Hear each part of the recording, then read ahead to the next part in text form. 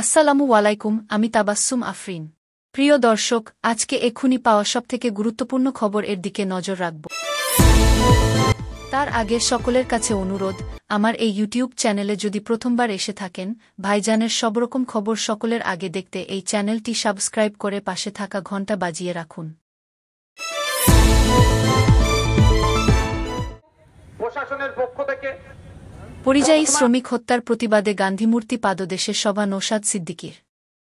হরিয়ানার চরকি দাঁত দিতে দিন কয়েক আগে হরিয়ানায় পরিযায়ী শ্রমিক বাসন্তীর সাবির মল্লিককে গরুর মাংস রান্নার কথিত অভিযোগে গোরক্ষকরা পিটিয়ে হত্যা করে।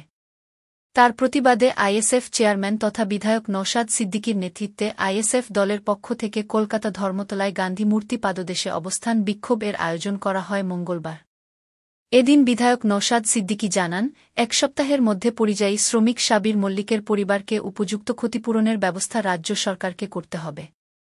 না হলে শ্রম দফতর ঘেরাও করা হবে বলে all India secular front ISF চরম হুঁশিয়ারি দিল। এদিন বক্তব্য রাখতে গিয়ে আইএসএফ চেয়ারম্যান ও বিধায়ক নওশাদ সিদ্দিকী হরিয়ানায় গো রক্ষা সমিতির হাতে গণপ্রহারে নিহত সাবির মল্লিকের পরিবারের প্রতি রাজ্য সরকার দায়সারা মনোভাবের কঠোর সমালোচনা করে বলেন, এখনও পর্যন্ত হরিয়ানায় রাজ্য সরকারের কোনো প্রতিনিধি পাঠানো হয়নি। পরিযায়ী শ্রমিকদের জন্য তৈরি যে বোর্ড আছে, তাদেরও কোনো ভূমিকা লক্ষ্য করা যাচ্ছে না।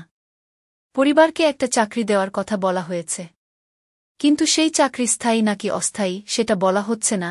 এটা রাজ্য সরকারকে সুস্পষ্টভাবে বলতে হবে।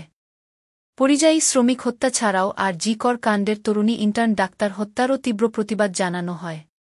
এদিন নওশাদ সিদ্দিকী ছাড়াও বক্তব্য রাখেন দলের রাজ্য কমিটির অন্যতম সদস্য শাহাবুদ্দিন গাজী।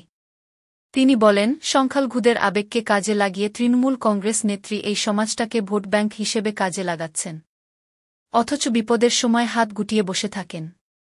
এই অবস্থান বিক্ষোভ থেকে আর জিকর কাণ্ডের দ্রুত বিচারের জন্য সোচ্চার হয়।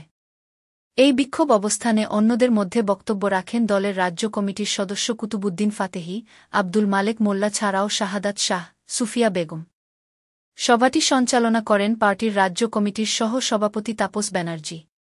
এছাড়াও উপস্থিত ছিলেন মাহিউদ্দিন আহমেদ মাহি, মুসা কালিমুল্লাহ, বাহাউদ্দিন সহ অন্যান্য নেতৃত্ববৃন্দ।